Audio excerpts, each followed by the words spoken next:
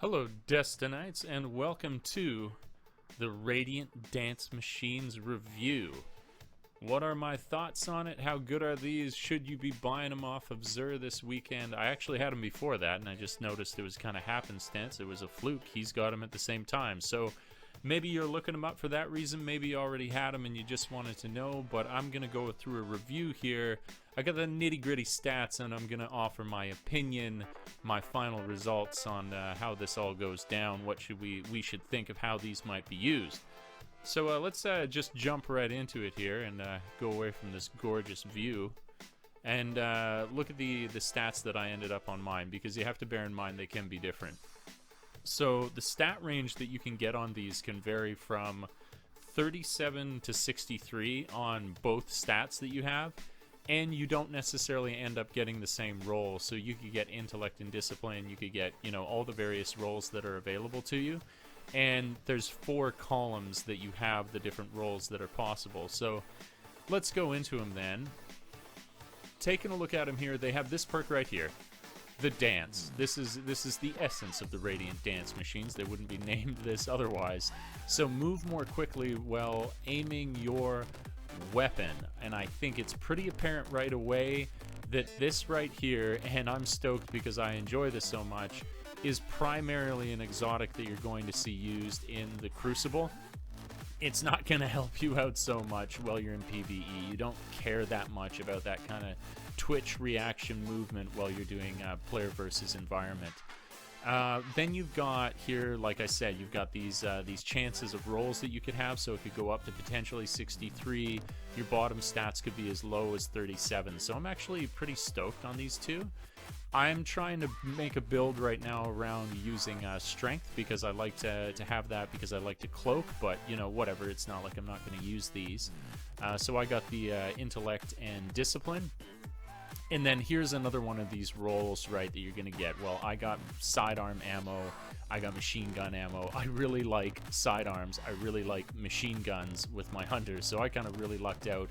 And then here, adding to it overall, like you got the arc double down, you got an option for solar, and you got void. I think that's kind of cool in that you have this choice between the 3, and it wasn't like it was given one and you were like, oh, but now I can't use it with this build. This makes this cross-purpose build worthy. You can use this on your, if you want to be a blade dancer, you can use it if you want to, as I am, being the Night Stalker. So I think that that's really, really cool. Now, what's probably underappreciated in these is that you're just like, oh man, this is only going to make me move more quickly while you aim down your weapon. So at a base, yeah, that's one thing, but then we think of the hunter as a whole, because this is a hunter-specific item. Nobody else can use these. So we then go into the talent tree for the hunter, right?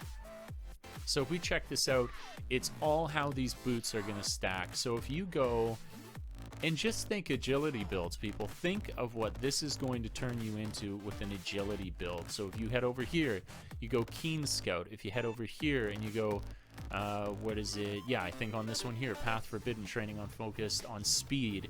These combined with the boots are going to turn you into the most untouchable, sexy monstrosity that you can imagine while you were in the Crucible with these.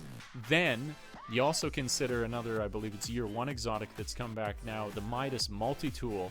The Midas Multi-Tool adds to your agility again. And so you're going to turn into Greased Lightning, okay?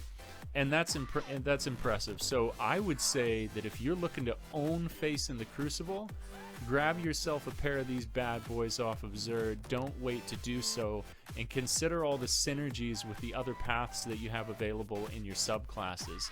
I have yet to unlock the Blade Dancer, but the Blade Dancer is no different. You can turn these into Bad Mama Jammas if you make a synergy out of them with your different items that you have.